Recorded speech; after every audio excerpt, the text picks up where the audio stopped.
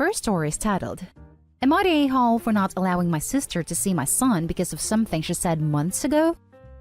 I have two older siblings, my brother 32 and my sister 33. I am 21 and I found out I was pregnant last year. Everyone was more than happy for us and congratulated us. Everyone but my sister. My sister had to basically look after me and take on a third parent role and watch me on nights my parents worked or weekends they worked. Because of that, she blamed me and hated me because I was the reason she lost her childhood. I've apologized countless times to her because this topic came up frequently, but after a while, I gave up trying to make it up to her for something I had no control over. Over and over again, I get phone calls out of the blue for reminding me how much I messed her childhood up and had no remorse. By the way, shout out to all of you older siblings who are forced to grow up too soon and look after your little siblings. When I announced my pregnancy, my sister called me and ruined the moment by bringing up how she had to raise me, how she lost her childhood. Then she started talking about my unborn child, saying how I'm having my baby at an early age because I want him to raise his future little siblings like she had too. She continued in how I'd never make a good mom because I didn't grow up like she did. I finally had enough of her and went no contact. My son was born last month and everyone has got any chance to see him on FaceTime. My brother and parents were the only ones to see him in person. My sister got in contact with my brother and told him to tell me when she can see him. I told him to tell her she isn't allowed to see him because of the way she treated me when I was pregnant. I'm assuming she told our parents this because my dad wants me to let her see my baby. He said let bygones be bygones and stop living the past, and my mom agreed. My fiancé is on my side. My brother is more on her side and only thinks she should apologize for what she said about me being a bad mom, which she's refused to apologize for because she insists she did nothing wrong. I'm not too keen on letting her see him still. I feel like I'm being an a-hole by not allowing her to see him. Am I the a-hole? Editing to add, my brother also babysat me. He always said it wasn't as bad as my sister makes it out to be. Also adding, he didn't watch me as much as she did when he started to play sports. I barely remember my childhood days. I just know she stopped looking after me once I was 8 to 9. Now for the top comments. Not a a-hole. Your sister is understandably angry, but her anger is misplaced. She should be angry with your parents. Your parents forced her to give up her childhood to become a third parent to you. The things she has said to you are unacceptable. She should seek therapy and apologize to you. Your parents are on her side because she is blaming you for their abuse. It's your child and your choice who has a relationship with him. You have done nothing wrong. Congrats on your little one. Her anger is misplaced. You have pretty much gravelled at her feet for something you couldn't control because your parents probably don't give the same reaction you did. She's tormenting you because she sees you as an easy target. Stay strong and don't let her see your child until she either A. sincerely apologizes, no, I'm sorry you feel that way, or B. gets therapy for her issues. Not an a-hole. Edit to add, I would probably go low contact with your parents and brother if they keep pushing the issue. Guarantee the first time they watch your child, she will be right over there taking pictures holding them. Not to mention, her sister seems to spend all her free time harassing her for being born. Where are the parents with the whole let bygones be bygones then? Lol. It's clearly not bygones, but not through any fault of OP's. I agree that parentification is abuse as much as anyone, but she's seriously barking up the wrong tree, and her goal seems to be merely bullying OP and making her feel guilty for being born. I don't know what else she hopes to accomplish with all this nonsense. Not a-hole. Your parents say, let bygones be bygones? They should tell that to your sister, not to you. Why are they giving free pass for OP's sister when was angry because OP stole her childhood that was years ago? Even though the parents were the one that parentified the sister. But when OP is angry at her sister for what she said, the parents are like, oh OP, you should just be forgiving about. Terrible parenting. Also, the audacity of the sister for saying she did nothing wrong after harassing OP non-stop. Not the a-hole, OP. Not the a-hole. Let me say it out loud, OP. You are not responsible for ruining her childhood. Your parents are. You are doing the right thing when you don't allow her to see your baby. You are a mother who is protecting her child. Your sister definitely has issues that she should deal with therapy and confrontation with your parents. She wrongly blames all of her issues, anger, resentment, and frustration onto you. Plus, she didn't apologize to you. She thought she was right. So if you allow her again in your life, her behavior toward you won't change at all. Focus on your family and keep people who are supporting you with only positive thoughts/attitude. Let your parents and brother know that they have to respect your no-contact decision. They have to stop pushing you. The family/let the past behind card is BS. Now for the next story. Am I the a-hole for not letting my sister live with me after she said she wouldn't help with my kids? I am a single mother of 2 sons, 4 male and 1 male. 4 male is on a 50-50 custody schedule, while I have 1 male full-time, different setups due to different dads. I live in our parents' old home, which they sold to me. My sister lost her job. She's asked if I'd let her live with me in her old room, starting in March and continuing until she finds a new job and her own place. She would be willing to contribute financially, but due to her current lack of income, it won't be much. The alternative is sleeping in our parents' sofa in their new house. My sister said she felt bad about not contributing, so I said, well, if you want to help out, I could use a hand. She asked what I needed, and I threw out the first thing I thought of, which is taking 4-year-old to his dad's place. It's not hard, but it's time-consuming, so if she wanted to drive him there, that would really help me.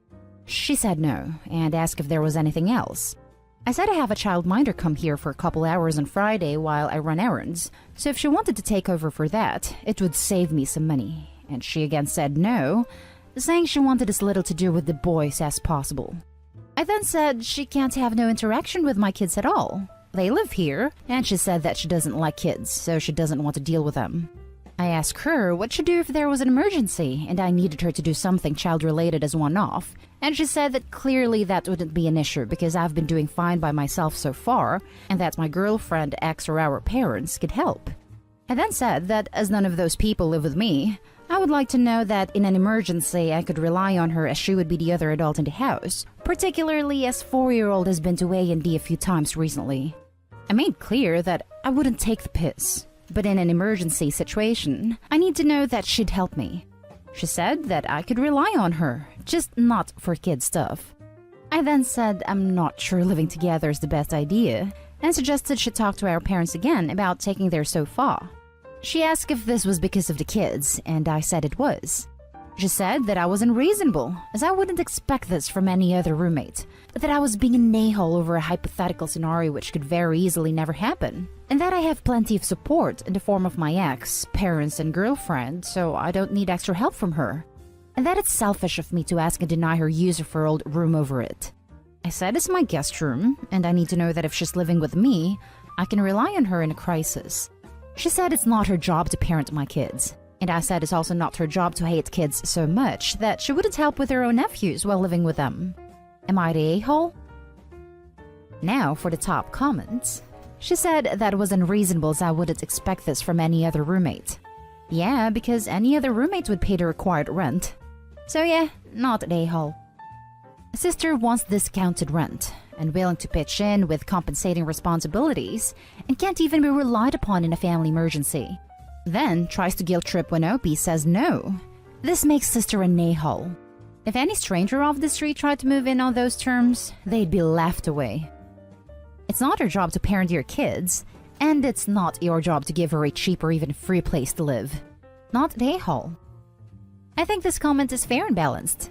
Also, if it was a stranger off the street, OP wouldn't let them move in because of her kids. Not the a-hole. Not the a-hole. Any other roommates would be paying you full rent, their share of utilities, and pay for their own food. Unless she's willing to do that, she can't claim any other roommate status. And on top of that, I doubt she even wants a roommate. The next story is titled, Am I the a-hole for refusing to just skip a day of my commitment to 20,000 steps a day just to prove something to my sister-in-law? 5 years ago, I made a commitment to get at least 20,000 steps every day, and I've stuck to it every day. It hasn't been easy, but it's something that really felt important to me. I was fat and stuck in a very sedentary lifestyle and mindset. Making the commitment forced me to get off my butt, taking long walks and then picking up running, and overall being mindful of no longer being a lazy person. I've slimmed down, and I'm overall much happier and healthier than I was, physically and especially mentally. Other side effects are that my home is cleaner, I know more of my neighbors, I've seen a lot of great street art, etc. It's not something that really impacts my day beyond making sure I have the time, but for some reason, it really pisses my sister-in-law off. I don't make a big deal yelling, "Gotta get my steps in every day. Hey everyone, my steps, getting them," or anything. We were at the park with her kids. She asked me if I was still doing that silly step thing, and I said yeah. I felt pretty good about it. She said that she worries about me and how obsessive I am about it. I told her that I don't think I'm obsessive, that it's just part of my daily routine, like taking a shower or cleaning up. Well, she got all weird and started saying, "I bet you can't give it up for just one day. Just one day. See, you're addicted. It's an obsession. It's unhealthy." I told her that I'm not addicted. Again, the same way I'm not addicted to taking a shower or brushing my teeth. It's just a part of my lifestyle now. That I'm not going to give up and break my streak just to prove a point. That would be ridiculous. I suggested maybe she could join me and try it for a few days, and she went off saying that I was calling her fat. She went around pestering everyone in the family to challenge myself by taking a day off. She switched her tune, and is now trying to guilt me by telling me it's setting a bad, unrealistic expectation for my nieces and nephews.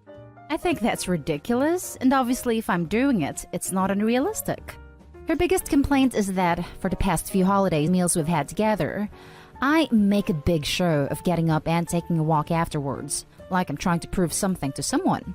I told her that's pretty common, and that some families go on runs together in the morning for Thanksgiving or take a hike. She told me that I was effectively shaming everyone because they wanted to relax. I think that's ridiculous, but she insists that it's insulting to everyone and makes me an obsessed a-hole. Am I the a-hole? I think it's worth adding that my sister-in-law isn't fat. At least I don't see her as fat or overweight or anything. Also, I don't have an eating disorder and I'm not replacing one addiction with another, so please stop projecting that onto me. You people are trying to come up with these insane hypotheticals to try to gotcha me, because for some reason you want me to have an eating disorder. So let me clarify one last time, and I won't be acknowledging any comments insinuating that I need to reflect or whatever. I do not have an eating disorder. I do not have an exercise addiction. So now that we have that out of the way, time for the top comments. Not the a-hole. Beyond the fact that is your body and your choice, your sister-in-law needs to mind her own damn business. If anything, you're setting a good example to the kids. It's a healthy and low-impact way of exercise. Not the a-hole. You do realize you're the one who's decided to launch a full-out campaign against me, literally putting one foot in front of the other, right? I don't know what your issue here is, but I refuse to make it mine, so drop the subject, please. If she won't, then just reiterate that you're not discussing this with her, and block/mute/make alternate socializing plans, or be prepared to leave if she starts in as necessary. This is 100% about her insecurities, which is why she is accusing you of doing this to judge others, rather than because it is good for you. Not the a-hole. She got all weird and started saying, "I bet you can't give it up for just one day. Just one day. See? You're addicted. It's an obsession. It's unhealthy. Maybe she should go a day without drinking any fluids. I bet she can't give that up for just one day. She's addicted." Now for the last story. Am I the a-hole for not wanting my sister at my wedding? I'm a 20-year-old female from the UK who got engaged a year ago. My husband-to-be is amazing, and his family has also accepted me without any issues. The problem is my family. I grew up as the oldest, with one younger sister. We'll call her Abby. Now, whilst my parents deny it, Abby has always been the favorite. I don't fully know why, but from what I can tell, it's because she is more normal. She doesn't play video games. She doesn't watch anime. She's not nerdy, and she was popular in school. Aside from being the favorite, Abby also has a huge ego and always wants to be the center of attention. For example, my family went for a meal out to a restaurant for my 18th birthday.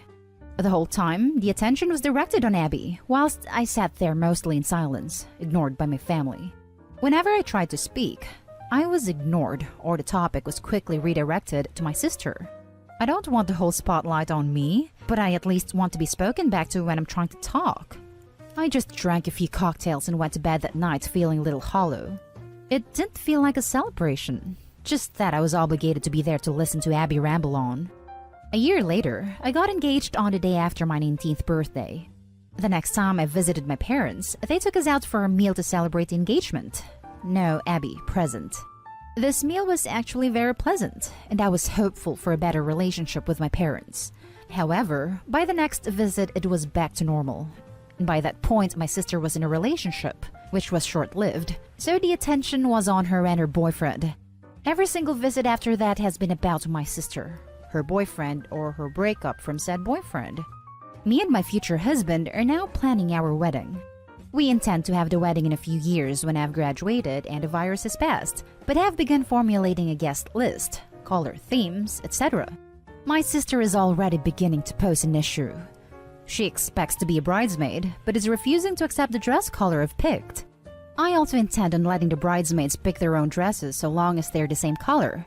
My sister refuses this also, and expects me to buy her an expensive luxury bridesmaid dress. She's also nitpicked at other things and speaks as if the wedding is for her. I don't want her to come if she's going to cause problems or become the center of attention. This wedding is the only day I want specifically for myself and my partner. However, I know it'd cause an uproar in my family to not allow her to come to the wedding or to not have her as a bridesmaid. I'm not sure what to do. And whilst my partner and his family say it's my choice and not to worry, I still fear the conflict that may arise if I chose not to let her come. Or if I'm being unreasonable and should give her a chance. Am I the a-hole? Now for the top comments. Not the a-hole. Your wedding, your guests, your decisions. If the people asked don't like them, then they have two choices. Accept and come, or don't accept and don't go. It's very simple. I would explain what you want. And if she doesn't want to join in, then explain she wants to be a bridesmaid and can just be a guest and sit with everyone else. Or not come. I'll keep that in mind. Thank you for your response. It's not easy where family is concerned. My wedding was just me, my missus, and two friends. We didn't invite family as they had started to interfere, and it was getting bigger than we wanted. My mother-in-law never said congratulations, and has always been a bit funny about it to me. But my wife enjoyed the wedding, which is the main thing in my opinion. Yeah, I just want it to be amazing for my partner and I, and to splurge a little on the honeymoon. However, are using it as an opportunity to invite overseas friends to join us. We never wanted to have a big wedding and won't go near to my max limit of guests. And all our friends are introverted and only louder and open when with people they're close to. My sister is the outlier.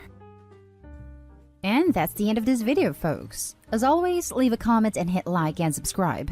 And if you want more of this content, turn your notification on to get updated on the latest videos. And I'll catch you in the next one. Stay safe.